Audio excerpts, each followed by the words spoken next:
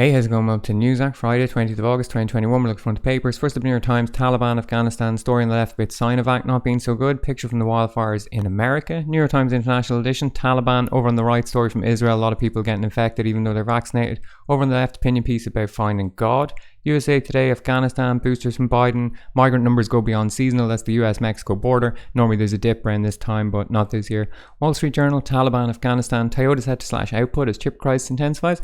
Amazon plans expansion into department stores, I guess, to compete with the People's Republic of Walmart. National Post from Canada, worst year I've ever witnessed. That's drought in Western Canada, going to affect the wheat crop. Over on the right, Afghanistan. Down here, one hot dog takes 36 minutes off your life study fines. Good to see the science grant money making its way to the right places.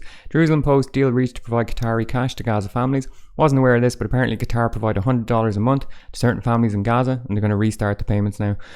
Corona story, Afghanistan story. Global Times from China, nearly 10 million people call for the release of Meng Wanzhou. Meng Wanzhou, chief financial officer of Huawei, was arrested in Canada. The charges are that they tried to get around the sanctions against Iran. They did do business in Iran. They gave the money to HSBC, who processed that money in America. Bad move. And now the Americans want their pound of flesh. Apparently the case is quite wafer thin though, much like the case against Julian Assange, so hopefully the vote get out soon. The Australian, vaccine passports, Taliban. The Hindu, something about violence in Bengal. US not interested in trade pact, says Goyal. Citizen from South Africa, human interest story in the middle, woman raising money for charity, story about jabs. Swansig Minuten from Switzerland, Rettung aus Kabul, Bund will Gelder für.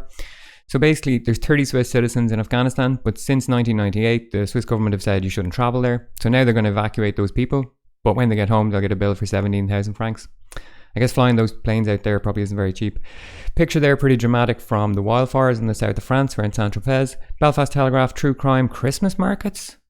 Oh, bit early for Christmas stuff, but there you go. Irish Examiner, people getting ready for the hurling final on Sunday. Cork v Limerick, best of luck. Indoor dining certs, disappointing failure to prosecute insurance firms. Stories about insurance firms basically screwing over drivers with fake inflated rates and then not being prosecuted for it.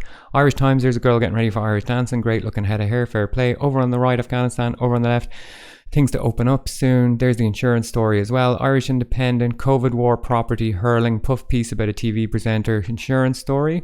Irish Daily Mail, Aoife's father, I can't wait to buy her a pint. That's that woman who's working for the UN in Afghanistan. I'm sure she's probably gumming for a pint as well. Can't imagine the Guinness is too good over there. Legal right to work at home, going to be voted on by the Parliament soon. Down here, it's raining them.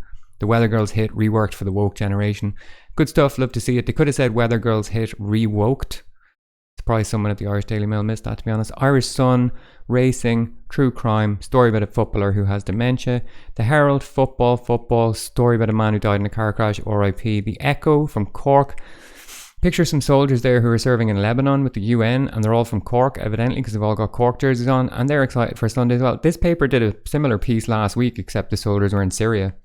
So, strange little running piece there in the Echo. The Herald from Scotland, cheap deal for Lifeline ferry sunk before summer chaos. Big problems going on with the ferries out to the islands like Shetland and things like that. They wanted to buy a boat, but the deal fell through. Taliban, Afghanistan, of course, in the front. Financial Times, Afghanistan, Toyota slashing output because of chip shortage. Antitrust watchdog refiled suit against Facebook. Facebook basically been brought to court for being too big, pushing out rivals, either buying them over or making them go out of business. Irish farmers fear impact of EU's reformed grant system. So Irish farming has historically relied on a lot of grants from the EU. They're still going to be getting money to Ireland, but a lot of it's going to be spent on environmental projects, and the farmers are worried.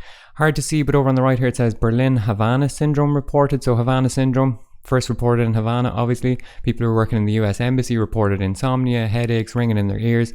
It's now been reported in Berlin as well, but also by diplomats. What they think is happening is that someone's using some kind of radio technology, electromagnetic pulses or something, to try and steal data from phones and laptops, and they think that humans are being affected who are in the vicinity.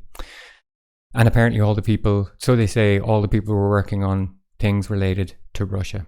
Probably no coincidence, I guess. The Guardian, Dominic Raab refused to take calls during the fall of Afghanistan. Sounds like some kind of fabricated political crisis, quote unquote.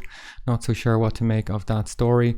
The Times, Climate, Afghanistan, Dominic Raab. Independent, 4 stories on top. Dominic Raab, Summer, Boosters, Football. There's the Taliban again. Councils urge the UK to take more Afghan refugees. Daily Telegraph, there's a lad stealing a baby from Kabul. Over on the left, Tom Tugendhat, emotional scars that built a commons hero. This man stood up and talked a great load of old tosh about how him and his soldiers, him and his mates had to die for nothing, and now we've been defeated, and oh my god, what am I going to do? The war has been lost. I don't feel good, you know. I've been triggered by the war being lost, stuff like this.